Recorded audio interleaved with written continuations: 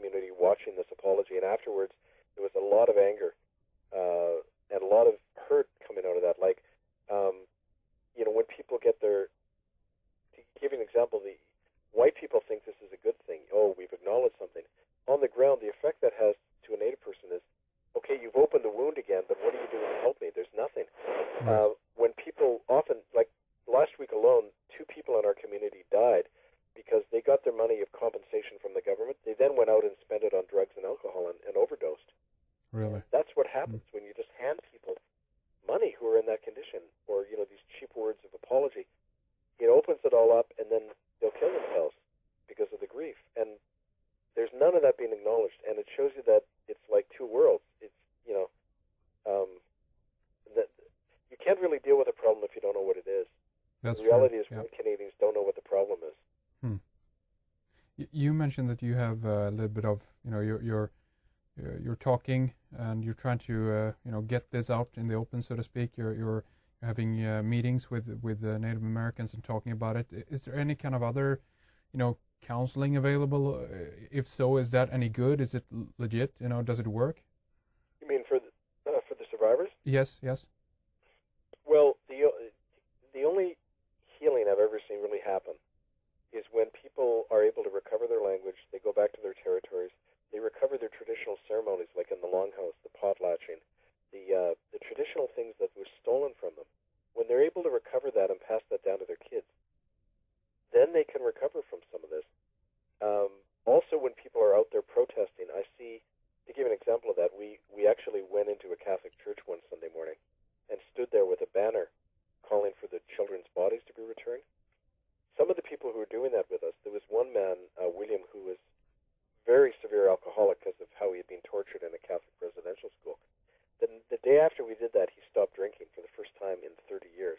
And he's still not drinking because by doing that, he could see that he could stand up. He could recover his voice. And that's what healing really is all about, recovering your voice, telling your story without fear, or at least not being shut down and silenced.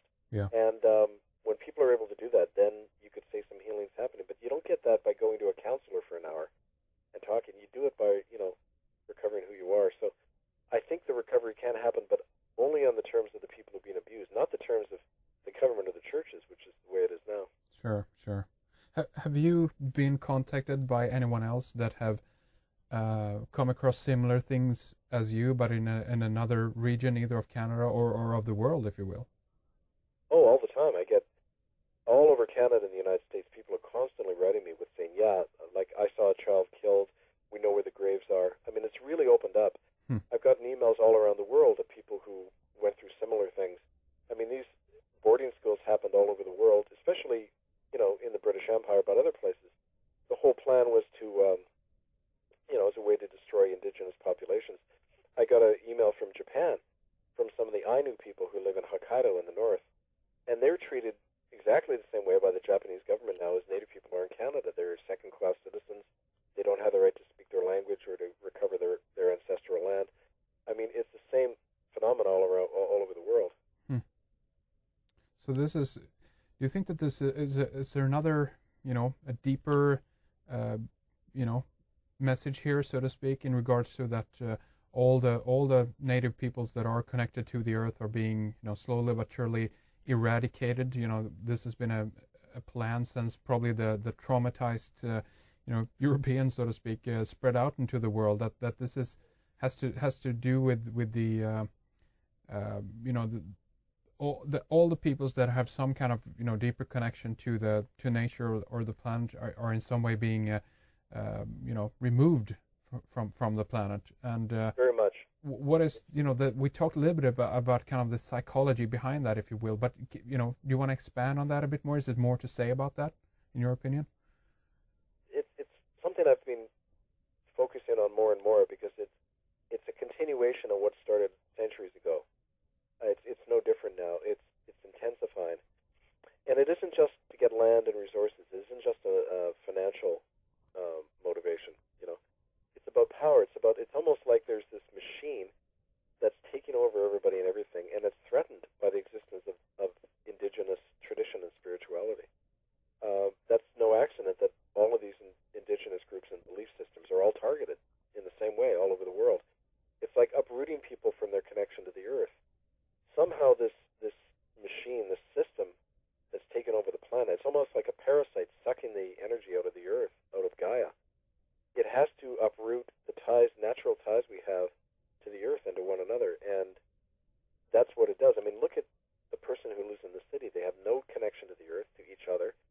They're alienated. They're cut off from the natural healing provided by the earth. It's interesting. I read an article once that said the brain waves in a human being are at the same wavelength as that emitted from the earth. Yes. It's at a very low frequency. But, and you know that. You go out on the earth anywhere and you lie down and you feel calm because you're in touch with something that we're all part of. You don't have that if you're caught up in this electronic chaos of the city. You know, we're bombarded. Think of what our brain is bombarded with in the city. And all of that, for some reason, it's not accidental. It's part of this plan to change us into something else. And I think the importance of staying close to the earth all the time and fighting for the earth and for one another, I mean, that's how we hold on to that which genocide tried to take from all of us, not just indigenous people in North America, but our European ancestors went through this too when they were forced off their land and forced into the city, into industrial workshops. That's the same process that happened over here. You know, the destruction of the common land, the enclosures, all of that. That's why my family had to come to North America. We were forced off our land in Scotland and Ireland by the same system doing it over here. So, yeah. I mean, it kind of philosophically, I think that's the real battle we're in, battle for our souls as the human race, and that's tied up with the earth. And I think I'm not saying anything people don't already know intuitively or has been talked about a lot, but right. But looking at these crimes are a way to remind us, you know, this is a bad thing we've been part of, and we have to say no to it finally, you know. Yeah, exactly. It's a symptom of something that is goes much deeper, if you will, I guess. And I definitely agree with you in regards to the, I would call it kind of the robotification, of the human race. That this is a very, we fall into the structure and all the orders that we have to do in the world, and we try to, as you said before, using the word assimilate everyone else to the same system, and we can't really.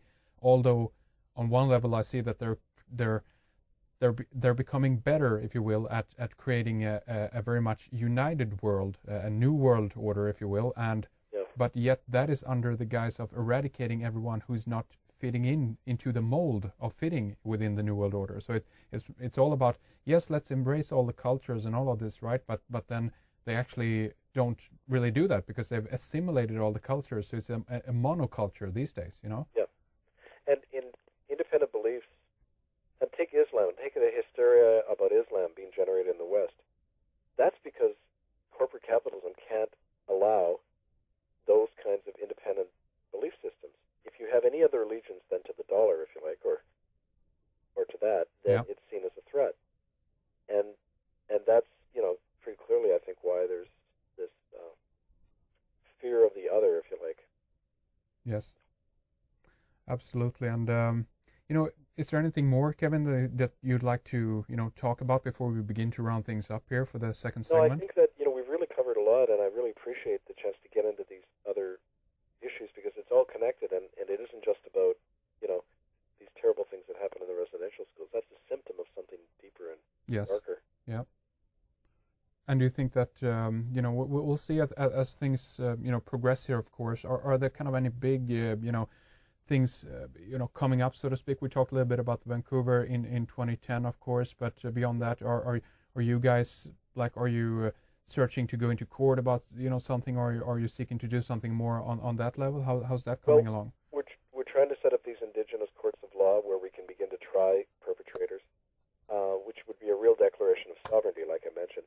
We're trying to get international support for that in other countries. And, for this boycott campaign against Canada and its churches, trying to raise resolutions at the UN and in other governments to try to get action on this.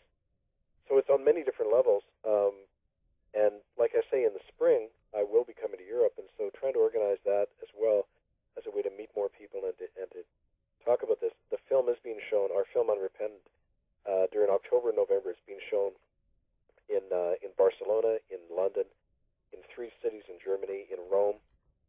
And so we're beginning to build awareness of it so that when I come in the spring, we can be doing some more concrete action. So if people go to my website, www.hiddenfromhistory.org, then they can read about that. I'll be posting something about the European trips over the next week.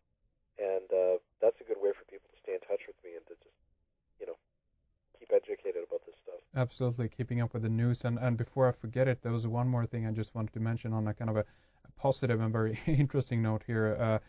I don't know if you heard about it. You probably did. The Lakota withdraw their treaties a while back and actually declared independence from the U.S. Did you hear about that? Yes, Russell Means. And that's what I mean. You're going to see more and more of that because that new generation coming along that says we never signed treaties, and even if we did, it was with a gun to our head. We don't recognize that we're part of these United States and Canada. We're independent nations. And that's the kind of thing we need to be encouraging. That's the way of the future, not, hoping the government or churches are going to do the right thing, because they're not. They're part of the old system, and we need to create a new, it's an opportunity not only for Indigenous people, but Euro-Canadians and people in Europe to say, I want to be part of that new kind of world. That sovereignty is for me as well. So we're part of it. It's not just something we're doing for Native people. Very good. Again, last time here, the website is hiddenfromhistory.org. Do head on over there, check it out, and definitely take a look at the film if you haven't seen it.